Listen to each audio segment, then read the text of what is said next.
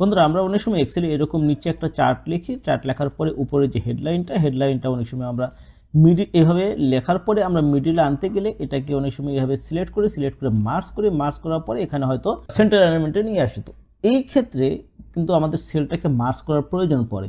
তো অনেক সময় আমাদের এমন পরিস্থিতিতে দাঁড়ায় যে এই সেলটাকে কিন্তু কোনোভাবে মার্জ করা যাবে না, মার্জ করা ছাড়া এই জিনিসটাকে মিডিলে দেখাইতে হবে।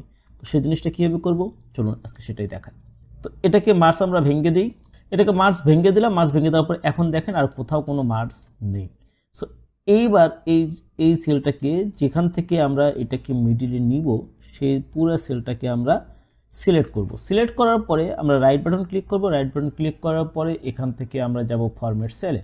ফরম্যাট সেলে আসার পরে এই যে এখানে দেখবেন অ্যালাইনমেন্ট আছে, এই অ্যালাইনমেন্টে আসবেন, আসার পর এখানে হরিজন্টাল আছে, এই হরিজন্টালের এই ড্রপ ডাউনে ক্লিক করবেন। ড্রপ ডাউনে ক্লিক করার পরে এই যে এখান থেকে দেখবেন সেন্টার অ্যাক্রস সিলেকশন, মানে এই যেটুকু আমি সিলেকশন করছি সেই সিলেকশনের মাঝামাঝি এটা থাকবে। ওকে, তো এবার আমরা এখানে ওকে দিব। ওকে দেওয়ার পরে এখন দেখেন যে এই জায়গায় কিন্তু এটা মাঝখানে চলে আসলো। যদি এখানে ক্লিক করেন তাহলে এখানে দেখেন এখানে কিন্তু কোনো সেল কিন্তু মার্জ করা হয়নি, অথচ এই লেখাটা কিন্তু মাঝে ঠিক সেন্টারে দেখাচ্ছে।